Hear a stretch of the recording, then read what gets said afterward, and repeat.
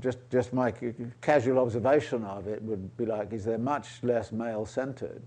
In fact, women have almost founded them and made, you know, and they've become, and so they're very different in character and very different of age. And now when I look at it, I say they're all actually pretty much concentrated in this area of fighting over the questions of social reproduction. And that's part of the commonality they share, and so it's something that they can talk about. So I think this is a very this is one of the progressive thing that has happened, and there are other forms which are emerging, like for instance, the workers' centres and so on. So there are many different organisational forms that are beginning to bubble up right now, which are actually there are two difficulties with them. One is, can they all talk to each other, and can they come up with a common platform? And that's not easy, you know, always. And the second is, well, to what degree would they actually throw their lot in with the idea of an anti-capitalist politics? Or are they really simply about, you know, is their objective purely ameliorative, and they don't want any other to do with anything else? I don't think it's an either-or, that choice. I think it's that one flows into the other. But I've been in situations where you can clearly see that people are headed in this direction, and people go, not going there, you know. So there's a certain hesitancy, and understandably in many instances, given their vulnerabilities, to go there. But I think the similar sorts of coalitions, by the way, are emerging around, for instance, the climate justice stuff, where you get scientists and administrators and lawyers and indigenous peoples and all getting in the same room and say, look, we've got to make common cause. So I'm kind of impressed with the immense variety of things now, because and they are not about trying to reconstruct, say, the old welfare state as it was, because that was always gendered in a certain way, which was highly discriminatory in my view. And I think you know, this is the kind of thing that Nancy Fraser would say, and I would agree with it. So we need, you know, we need a new vision about this, and I don't think that's why I don't think the Keynesian solution to the economic problem is the one either, and that I don't think that's going to work either. So it's a matter of kind of trying to figure out exactly where we are now, what the possibilities are, what the political possibilities are, and how to put them together in a new and different configuration. And there's enough going on the ground. You know, I'm not an organizer, and I'm not out there in the streets kind of anything. But my impression is that there are organizations who are very excited about the idea of doing something collectively together.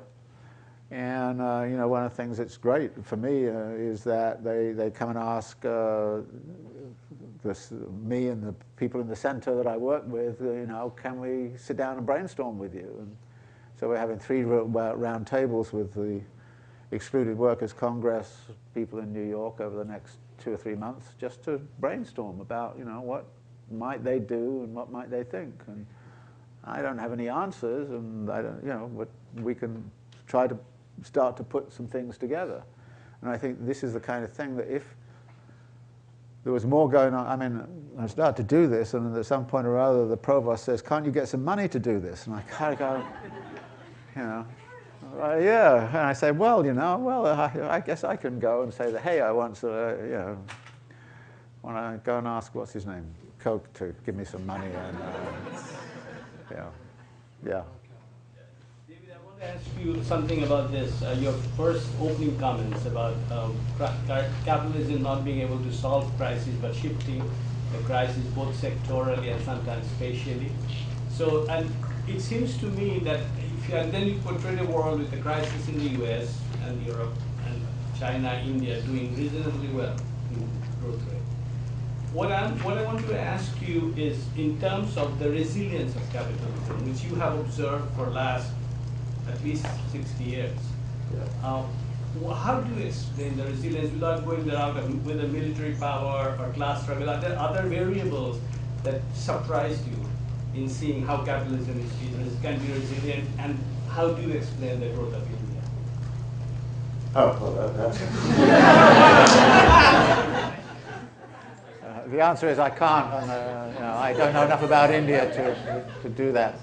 But what struck me is, and what struck me over time, but also theoretically, when I'm reading Marx a lot, it's clear from what he's saying that you're dealing with a system that is incredibly fluid and flexible. I mean, the language he's always using is fluidity, flexibility, movement, and you can kind of see it here that it has these different forms of motion, and that it's this constantly revolutionizing force. So when Marx and Engels talk about it as a permanently revolutionary force in the Communist Manifesto, I think it is. I mean, the framework I used coming out of Marx is this idea that there's a co-evolutionary movement within capital across these 7 moments, as I call them. There's a technological and organizational kind of aspect. There's a relation to nature aspect. There are social relations aspects. There are production aspects. There are institutional aspects. There's daily life and reproduction aspects and mental conceptions of the world. And so, and actually, you look at how those elements co-evolve with each other, and you ask yourself, and I say to my students, if you're alive, can you imagine being alive in 1970, what it was like then? And I say, well, what do you mean? And you say, well, we didn't have iPods and cell phones. We didn't even have photocopying machines. You didn't have what? How did you ever put together your course? Well, you had these Roneo things that you kind of went like this and came out purple and smudgy if you were lucky. So the technological mix was entirely different. The organizational thing, the mental conceptions were very different.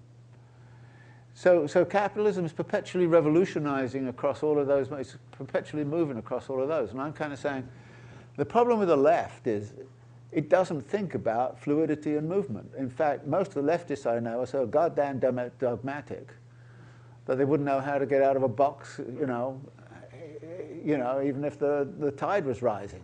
I mean, it's very frustrating. And of course, one of the things that comes out, Marx really does admire capital and its fluidity and flexibility.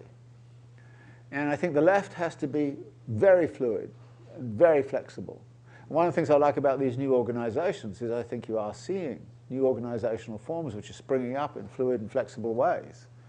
And actually the conservatism of the traditional unions was a big problem. I mean, I was kind of saying they've lost their power, they've lost their political power, but the conservatism, I mean, here you had a union organization in this country which banned you ever talking about class struggle.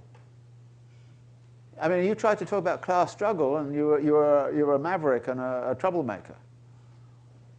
I know from Gompers onwards, nobody wanted to talk class struggle in the U.S. union movement. Well, they're beginning to now, I mean, when there's hardly any of them left, they can afford to do it. But it's. So I think that one of the things that I think does come out of reading of Marx is we have to learn from capital how to do it. Don't dismiss that. In other words, just don't kind of say, oh, I'm not going to even bother to study it. Study how that happened. I mean, how did we all become neoliberals over the last 30 years? How did that happen? How come universities have become have been completely transformed? So the institutional arrangements are now radically different. And universities have come about something completely different from what they were 30, 40 years ago. How did that happen? Did the universities transform themselves? Well, as I think you know, if you work in a university, universities don't transform themselves at all unless they're pushed. Who pushed them? Well, they got pushed by capital, they got pushed by finance, they got pushed.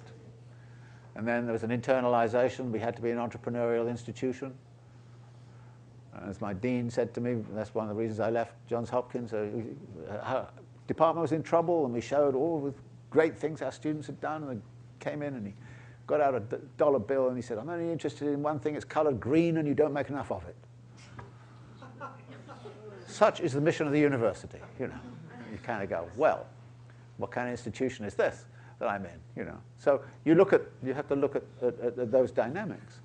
So you know, where they're coming from and how they get mobilized. And then you have to think of the counter-mobilizations. And a lot of the counter-mobilizations are nostalgic and backward-looking, unless you watch out. But what I like about some of these things I was just talking about earlier is the innovativeness that seems to be there in these new configurations, be it, you know, excluded workers' congress or the right to the city alliances or, you know, the workers' centers.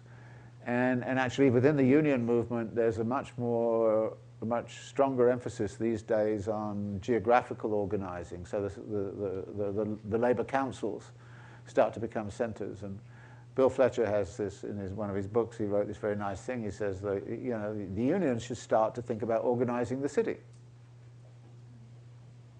You know, and I think that's a very interesting idea. You know, if the unions really did start to do that, and there are ways in which you could, and there's a very interesting organization that actually is the whole kind of wholesale network that brings the food supply into New York City. Imagine what power there is. You disrupt that. A strike in that. The trouble is, of course, the workers a lot of them are recent immigrants, and some of them are not documented, so it becomes difficult. But I think what we saw on that May 1st, you know, day when all the immigrants stayed home is what a huge impact that potentially could have. And so then you kind of start to find new levers of power, which are not about sort of striking in a factory or sitting down in a factory, but they're about, you know, dealing with the cities. And cities have suffered general strikes. I mean, the Seattle general strike way back, the Paris Commune, all those kinds of things. So there are ways to go.